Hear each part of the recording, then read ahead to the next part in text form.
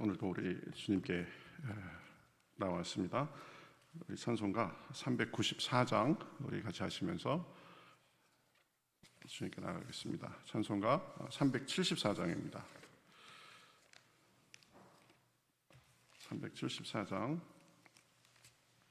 나의 믿음 약할 때 우리 같이 찬송하겠습니다. 나의 믿음 약할 때에 주가 붙드네. 마귀 나를 꾀일 때에 주가 붙드네. 나를 붙드네. 나를 붙드네. 사랑하는 나의 주 나를 붙드네. 우리 구주 아니면 서지 못하네. 나의 사랑 식을 때에 주가 붙드네. 나를 붙드네. 나를 붙드네. 사랑하는 나의 주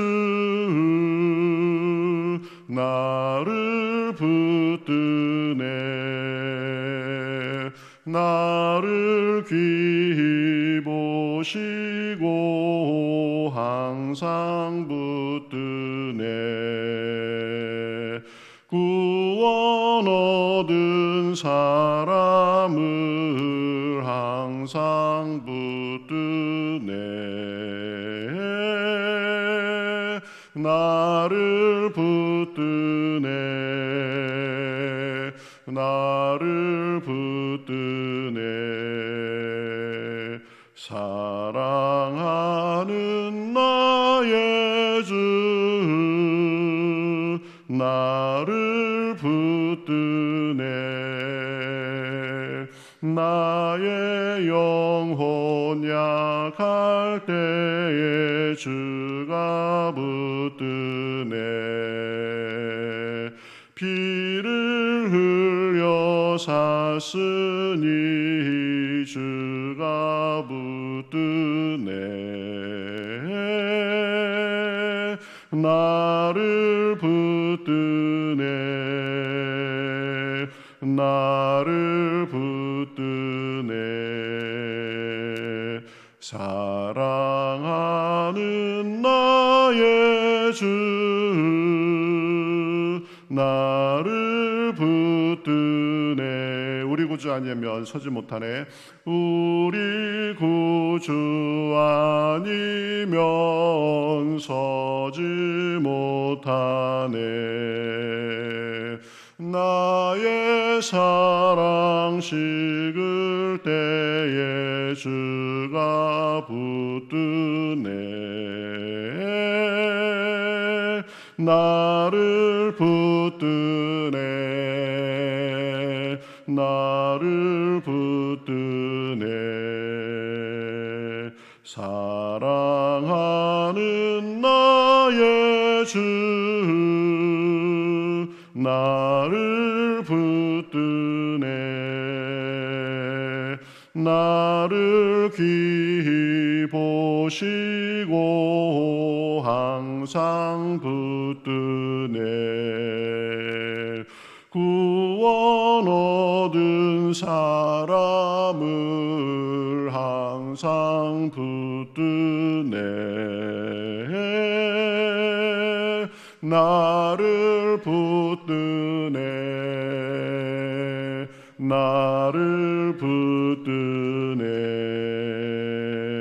사랑하는 나의 주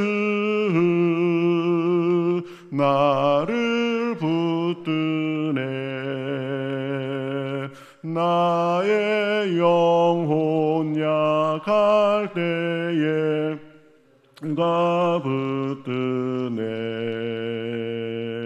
피를 흘려 샀으니 주가 붙드네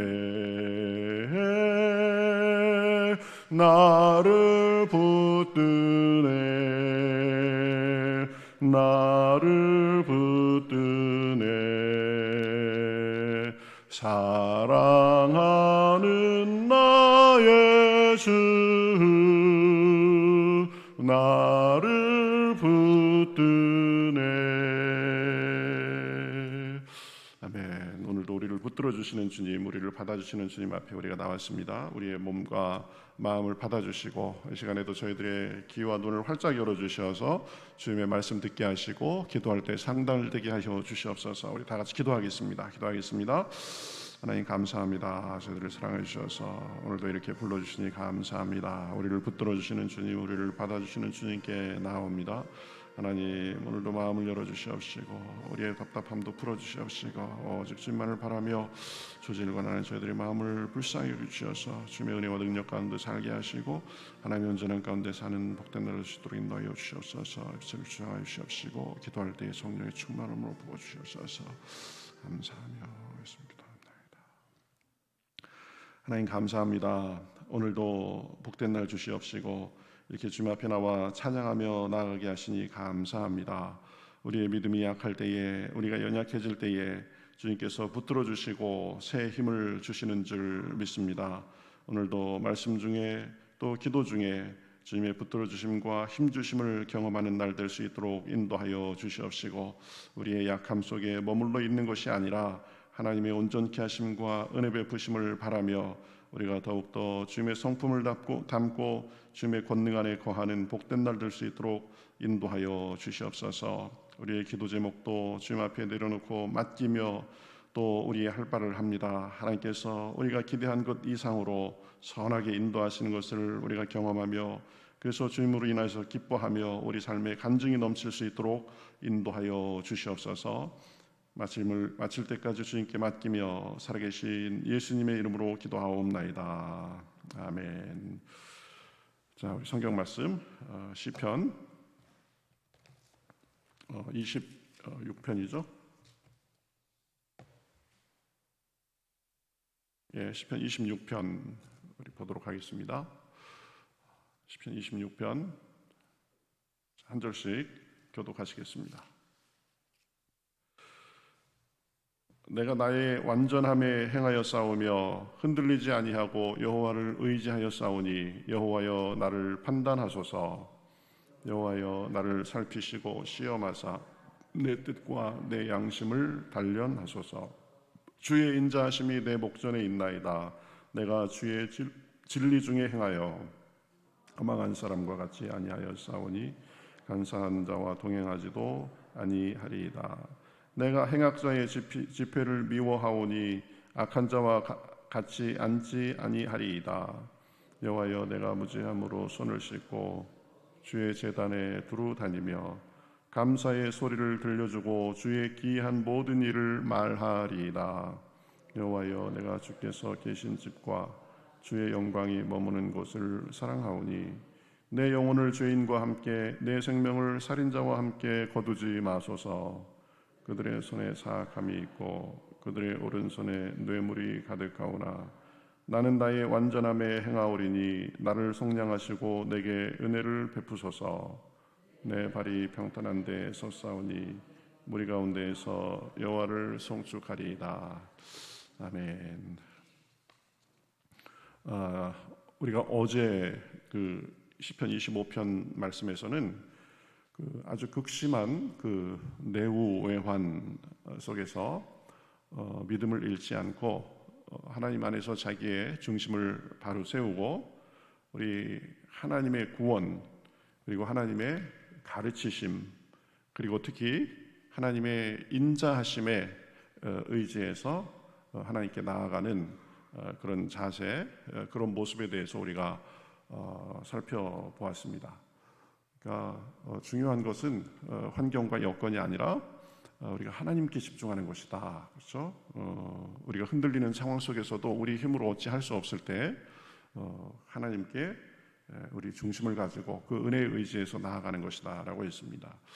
오늘은 보면 25편에 비해서 사뭇 다른 어떤 이 시편 기자 다윗의 이 하나님 안에서의 그 확신, 자신감 이런 것들이 많이 언급되는 것을 볼 수 있습니다. 그래서 1절, 2절에 보면 아주 내가 하나님 안에서 완전하게 행하고 또 여호와를 의지한다 이런 것을 아주 자신 있게 표현하는 것을 볼 수 있습니다.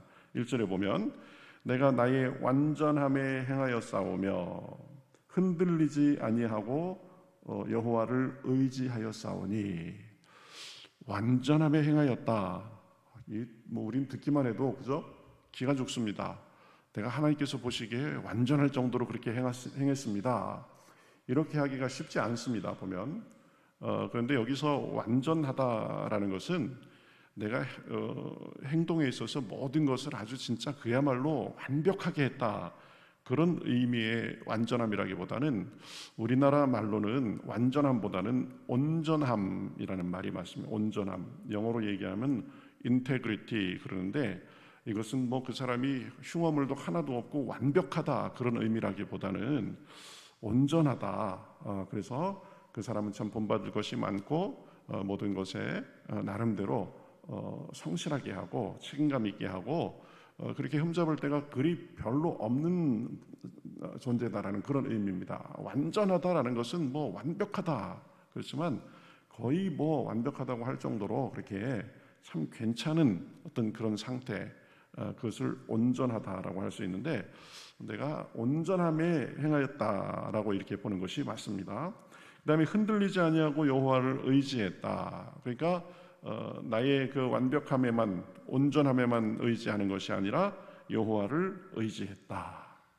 우리가 이 정도로 하나님 앞에 고백할 수 있다면 참 대단한 그런 신앙의 사람이다. 그렇죠? 성숙이 많이 진전된 사람이다라고 볼 수 있습니다.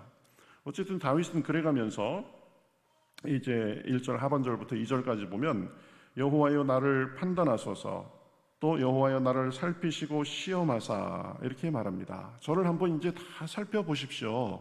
제가 이 정도입니다 라고 그렇게 말을 하는 거죠. 그래서 여호와여 나를 살피시고 시험하사 내 뜻과 내 양심을 단련하소서라고 이렇게 말을 합니다.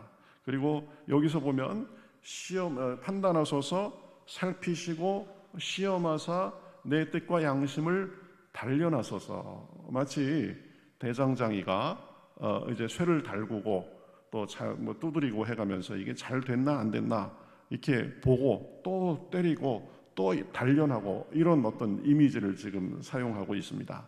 하나님, 제가 온전하게 살려고 노력했고 또 여호와를 의지했으니까 이제 한번 저를 살펴보십시오. 저의 상태가 어느 정도인지 한번 시험하고 판단하고 그리고 저를 단련하십시오. 어쨌든 여기에서 보면 제가 참 완전하게 살려고 노력했습니다. 온전하게 살려고 노력했습니다. 하나님을 의지했습니다.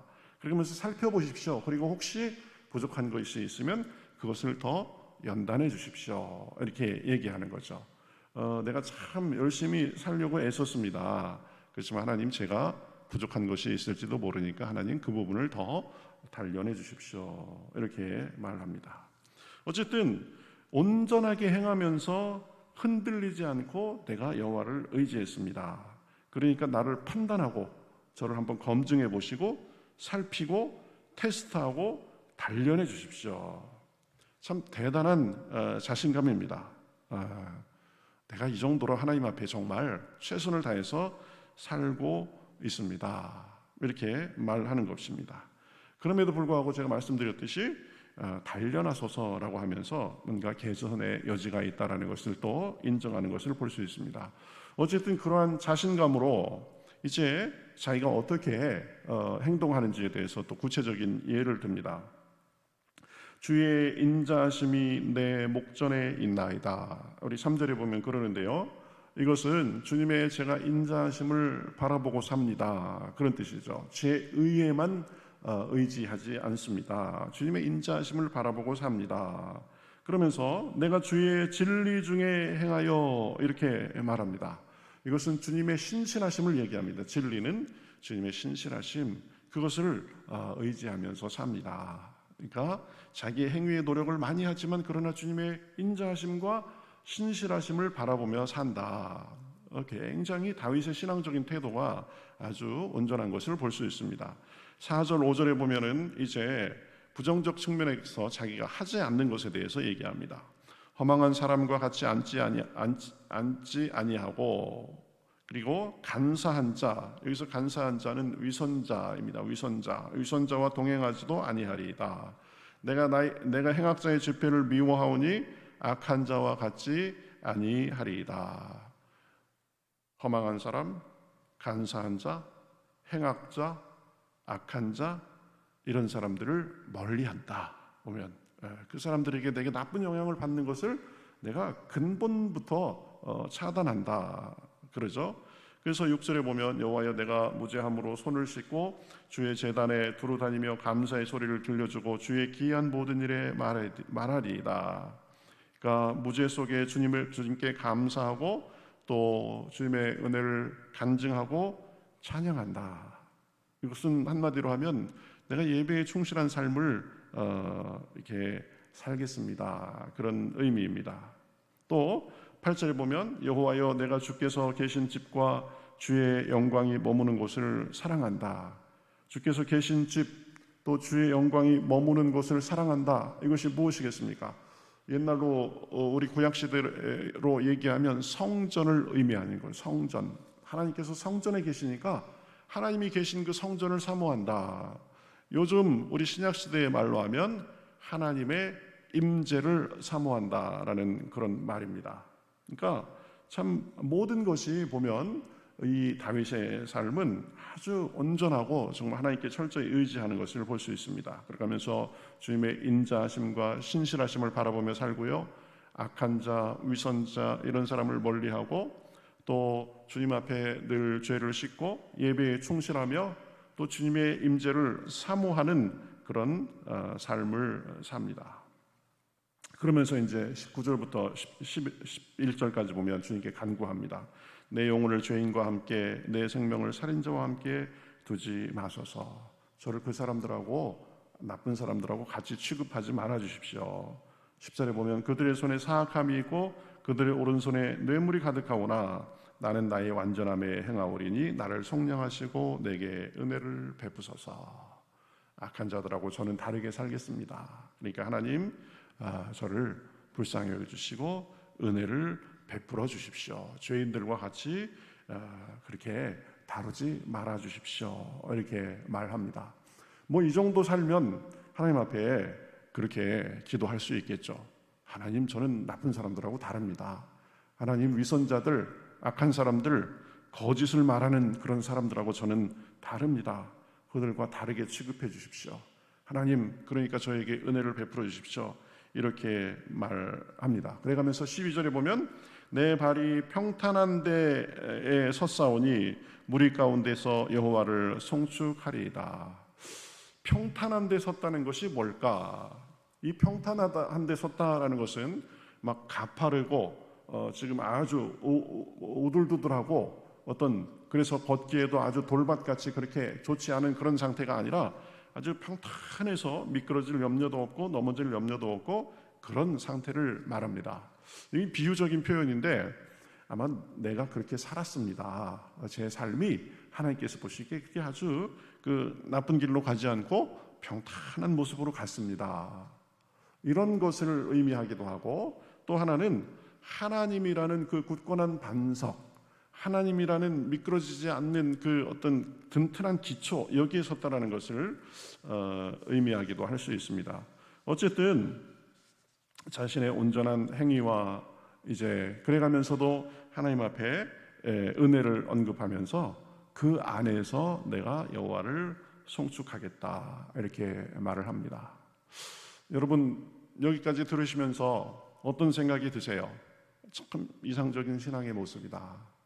이 사람 참 하나님 앞에 온전하게 살려고 애를 썼겠구나 이런 생각이 들죠.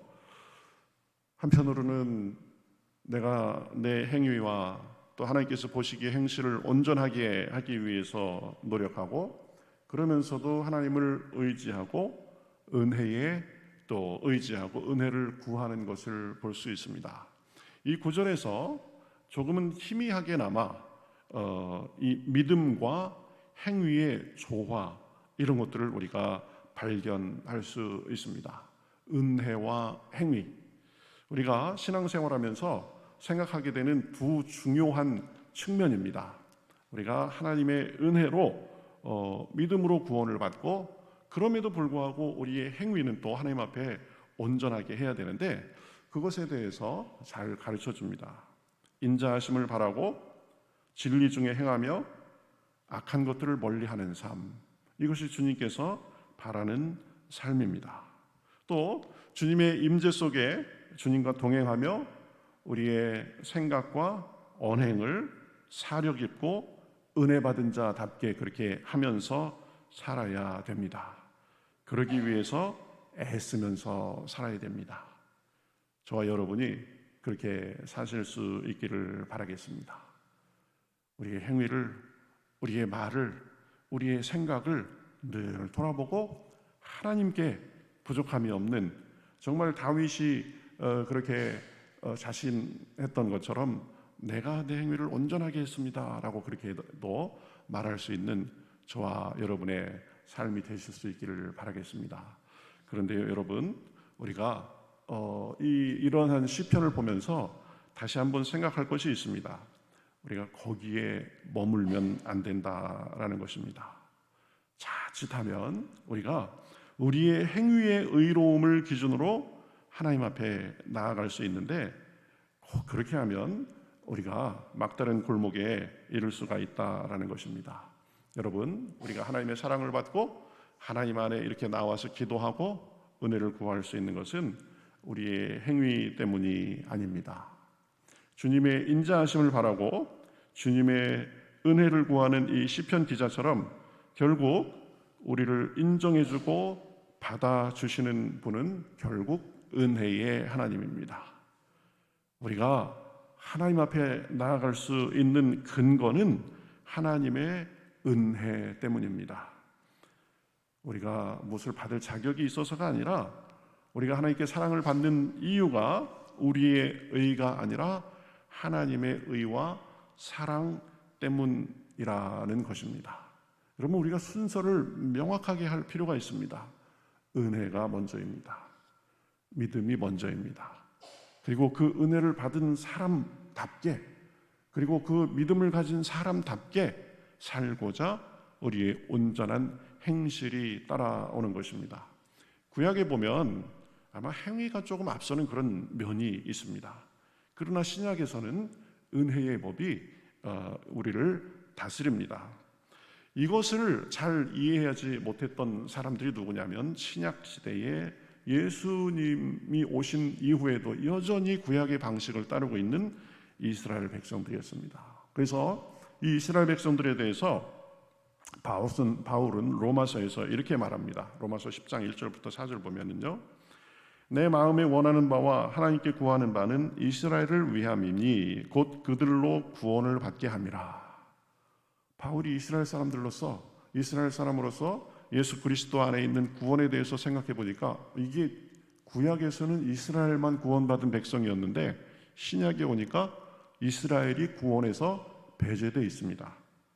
그러니까 이 믿음의 기준으로 볼 때 이스라엘은 구원을 받지 못했다라는 말이죠. 그래서 지금 바울이 그것에 대해서 얘기합니다. 2절에 보면 내가 증언하노니 그들이 하나님께 열심히 있으나 올바른 지식을 따른 것이 아니라. 하나님께 열심은 있었다. 행위를 잘하려고 노력은 했다. 그런데 반쪽짜리 지식을 가지고 살았다라는 거죠. 올바른 지식이 아니었다. 그럼 뭐냐? 3절에 보면 하나님의 의를 모르고 자기 의를 세우려고 하나님의 의에 복종하지 아니하였느니라. 이게 순서가 바뀌었다는 거죠. 하나님의 의를 앞세워야 되는데 무엇을 앞세웠다? 자기 의를 세우려고 힘써 하나님의 의에 복종하지 아니했다, 이렇게 나옵니다. 여러분, 우리가 스스로 노력하는 거 굉장히 중요합니다. 그런데 이것이 잘못하면 뭐가 될 수 있는 거예요? 자기의가 될 수 있다는 것입니다. 내가 무엇을 기도를 많이 하고, 내가 말씀을 많이 보고, 내가 봉사를 많이 하고, 이게 굉장히 중요한 겁니다. 그러나 이것 앞에 와야 되는 게 뭐예요? 하나님의 의, 하나님의 은혜, 하나님의 받아주심, 이것이 와야 된다라는 것입니다. 그런데 이스라엘 사람들은 착각했어요. 하나님의 의보다 자기의 의를 먼저 앞세운 거죠. 우리도 조심해야 됩니다. 그래가면서 4절에, 우리 로마서 10장 4절에 바울은 이렇게 얘기합니다. 그리스도는 모든 믿는 자에게 의를 이루기 위하여 율법의 마침이 되시느니라. 구약에서는 율법의 준수 여부가 중요한 기준이었었다면은 예수 그리스도께서는 율법의 마침이 되셔서 이제 신약 시대에는 그리스도 안에 있는 은혜의 법이 활짝 열렸다. 그래서 우리가 먼저 쫓아야 될 것 뭐냐? 그리스도 안에 있는 하나님의 의, 값없이 주시는 의, 하나님의 은혜, 하나님의 받아주심, 그것을 먼저 우리가 앞세워야 된다라는 것입니다. 그리스도는 율법의 마침이 된다라고 했는데, 이 마침이라는 단어가 원어상으로 텔로스입니다. 텔로스, 이것은 끝, 목적, 마침도 됩니다. 완성, 이런 의미가 있습니다. 우리가 쭉 어디를 가기 위해서 목적지잖아요. 목적지가 있잖아요. 그것이 텔로스입니다. 텔로스. 우리가 목적지에 가면 어떻게 되는 거예요? 완성되는 거죠. 그런 의미에서 예수 그리스도는 율법의 완성이 되신다. 율법의 종착역에 누가 있다라는 거예요? 예수님이 있다라는 거죠. 여러분, 우리가 기억합시다. 열심히 신앙생활 해야 됩니다. 순종하고 섬기고 기도하고 말씀 보고 우리의 내적인 면, 외적인 면을 날마다 정결하게 닦아야 됩니다. 그래서 다윗처럼 하나님, 제가 하나님 앞에 온전하게 행했습니다라고 고백할 수 있는 그 경지까지 올라가야 됩니다. 그런데 여러분, 그렇게 못 올라가면 어떻게 되죠? 그러면 우리는 99점 받아가지고 100점 못 받은 사람 되나요? 그게 아니다라는 것입니다. 하나님은 이미 우리를 그리스도 안에서 100점짜리로 다 인정해 주셨습니다. 그렇기 때문에 하나님 앞에 그러한 은혜를 받은 자로서 우리의 행위를 잘 해야 된다. 바울은 이것을 착각했습니다. 그래서 빌립보서 3장 6절에 보면은요, 자기가 율법 아래에 살던 때에 자기 스스로를 어떻게 평가했는지를 말합니다. 율법의 의로는 흠이 없는 자였다, 이렇게 고백합니다. 그런데요, 보면 자기가 착각했다라는 것을 고백합니다. 나는 그게 단 줄 알았는데 그리스도를 알고 보니까 그리스도 안에 그리스도를 아는 지식이 제일 고상하다. 그래서 내가 그 전에 중요하게 여겼던 모든 것을 뭐와 같이 여긴다고 했어요? 배설물 같이 여긴다라고 했습니다. 여러분 기억하세요? 율법의 요구를 열심히 이루기 위해서 노력해야 됩니다. 그러나 여러분, 율법의 행위로는 하나님 앞에 완전하게 의롭다함을 받을 육체가 없습니다. 갈라디아서 2장 16절 기억하세요. 갈라디아서 2장 16절. 율법의 행위로는 의롭다함을 받을 육체가 없습니다. 하나님, 제가 열심으로 새벽기도 40일 50일 1년 내내 새벽기도하고 열심히 하고 그랬으니까 저를 받아주십시오. 잘못하면 그런 태도로 빠지기 쉬운데 그것이 아니다. 조건은 하나님의 의다라는 것입니다. 여러분, 우리가 신앙생활을 하면서 이 부분 개념 설정을 잘 할 수 있기를 바라겠습니다. 여러분, 하나님을 믿는 자로서 하나님 앞에 온전하게 살기 위해서 발버둥 쳐야 됩니다. 지금 다윗처럼 제가 온전함에 행하고 하나님의 임재를 구하고 나쁜 사람들하고 어울리지 않고 그렇게 삽니다. 그러나 나의 행위에 의지하지 않고 그럴수록 더욱더 은혜에 의지해야 됩니다. 주님의 도우심을 받으며 그 품 안에 거하면서 사는 것, 이것이 그리스도인의 삶입니다. 그럴 때 우리가 주님을 닮으며 살 수 있습니다. 여러분, 우리 자신을 이길 수 있는 힘, 우리의 못남을 극복할 수 있는 힘은 우리에게 없습니다. 오직 은혜의 주님에게서만 나오는다는 사실을 분명히 아실 수 있기를 바라겠습니다. 날마다 나의 연약함을 발견할수록 그 은혜를 덧입어 살면서 하나님을 닮으며 사는 것이 신앙생활입니다. 오늘도 그러한 은혜에 집중하고 그 은혜에 매달릴 수 있기를 바라겠습니다. 그러면서 은혜를 받은 자답게 하나님 앞에 온전하게 하기 위해서 노력하며 사는 하루가 되기를 바라겠습니다. 그러다가 자신의 연약함을 발견하고 어느덧 정죄하고 어느덧 탓하고 그러는 자신을 발견하면서 또 하나님 제가 이런 면이 있습니다. 그러면서 또 은혜에 의지하는 것입니다. 여러분 우리가 신앙생활을 하면서 또 사회생활을 하면서 또 가족들을 보면서 살다 보면 부족한 부분이 많이 보입니다. 다른 사람에게도 그런 부분이 발견되고 가족들에게도 그런 부분이 발견되고 또 교회 내에 또 같이 신앙생활을 하는 사람들에게도 그러한 면이 발견됩니다. 그러나 정죄의 눈으로 보지 마시고 은혜 안에서 바라보시고 그 사람을 위해서 기도하고 우리가 받은 만큼 우리도 그 사람들에게 은혜를 베푸며 그렇게 은혜에 합당하게 역할을 하면서 사시기를 바라겠습니다. 주님의 은혜 안에 거하고 그 은혜를 나누는 가운데 오늘도 주님께 기쁜 날 주님과 동행하는 그런 날이 되시기를 주님의 이름으로 축복합니다. 믿음과 행위 둘 다 놓칠 수 없다. 그렇지만 행위를 앞세우지 말자. 믿음과 은혜에 의지해서 하나님의 그 은혜의 복을 충만하게 누리고 우리도 은혜 받은 자답게 우리의 언행과 우리의 마음 씀씀이에서 은혜가 나타날 수 있는 그런 삶이 되시기를 주님의 이름으로 축복합니다. 우리 449장 우리 찬송하겠습니다.